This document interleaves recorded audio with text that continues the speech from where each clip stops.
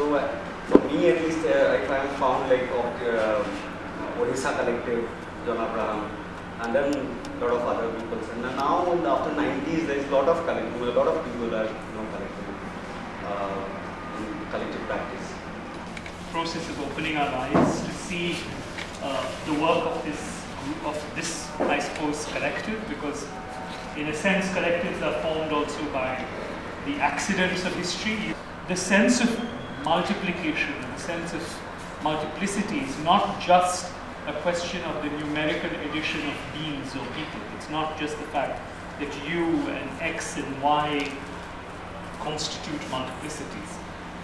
The first thought I want to leave you with is that there are multiplicities even within ourselves. Right? Trying to think about how different individuals are coming together and what's the modality of this get together. In that sense, let me start from the difference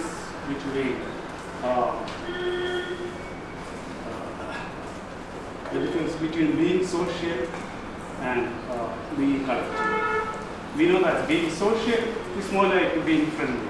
It's a kind of an affective virtue of having solidarity. But being collective is not that, it's something else.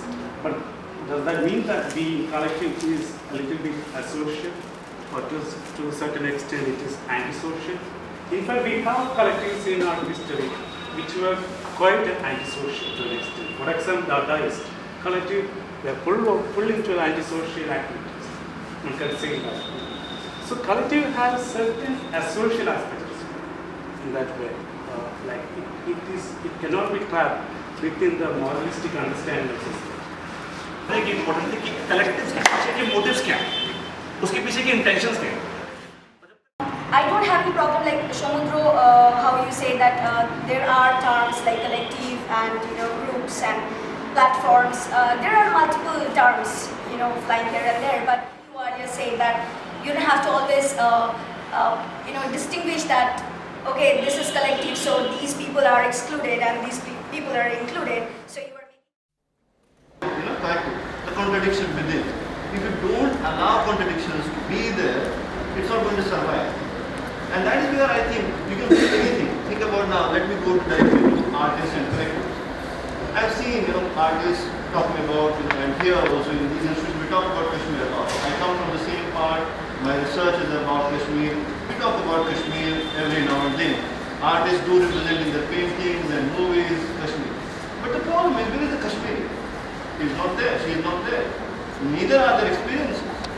And once you start talking on the behalf of somebody, you start representing somebody, that's where the problem comes. And that's where I think one of them was pointing also.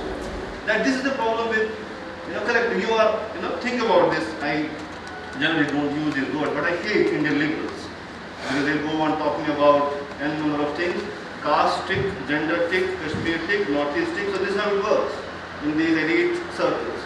But you ask them, do you have a Kashmiri to represent in your art collective? Do you have a Kashmiri you can say? Maybe he or she is rough. He doesn't have or she doesn't have that sophisticated language which you have. But allow him to speak, allow her to speak. Actualization. You think there are actualization there. In fact, there are actualization. As the virtual artists remain outside. So I would say that because we tend to, even though we want to, I'm not saying that you are, I'm implicating myself in it, because even though we are trying to move beyond the quantitative logic, the instrumental logic, very often we have no logic, certain sense to even counter. Very often we use this logic to counter something that we consider as reactionary. But again, I think we have to move a bit. I don't know how to move, like you were saying, it's very difficult task. There is no way we can even move my will or my wish out of that kind of logic that we are in. At the same time, I must think this is something that is a part of the I found it that you have checked, you are problematizing that in terms of agency, in terms of role division within the structure, or for example, something is happening just, but how to paint the names basically, right? And whose property is it? So in these terms, actually, I want to hear from others instead of saying myself. So I think we should continue. Each other. I am part, as most of you know, of something called the Rux Media Collective. My comrade and partner in relations here, we've been doing this for 23 years. We fight every day for 23 years. And that question of argumentation, that question of a dissensus, of actually finding modes of being in disagreement, not just with others, but with oneself, and using that questioning to create the materials of our work.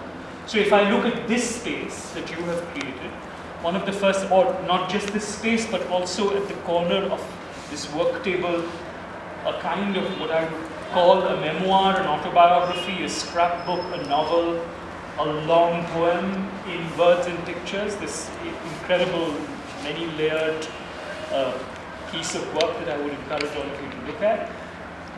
What I find thinking about all of this is this question of excess. Where does one stop? Because for you, I know, Anupam, this is the question. Does the collective require us to think about drawing lines?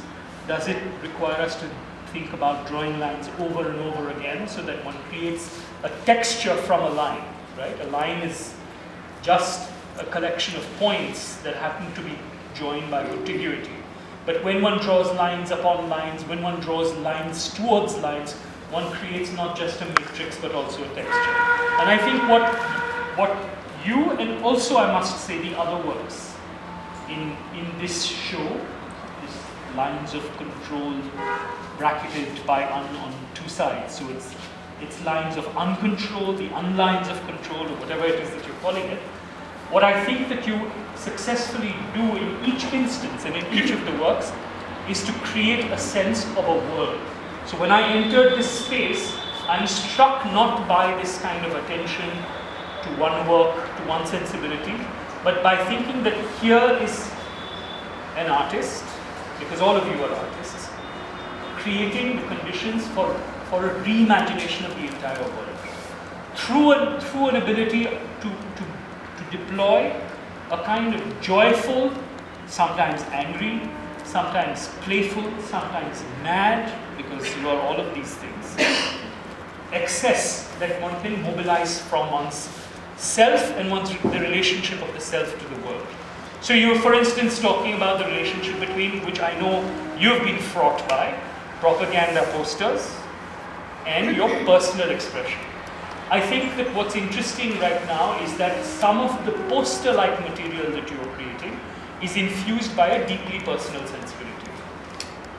And in that sense, there is a crossover that's beginning to happen between what you see as constituted political activity and the world of personal dreams, nightmares, hopes, desires. And if one looks at the most interesting kinds of art that redefines our sense of the political, not all of which is done by artists who call themselves political. Let's take for an example William Blake, an artist that I think is very underthought. A poet, as well as an artist, as well as in some ways a madman, who lived at a time of crisis in England between revolutions and counter-revolutionary regimes, and who constituted a world through his drawings which sometimes had this kind of mad intensity. He was drawing heaven and earth, the world, the universe, and the excesses of the king, and what peasants were fighting in relationship to that.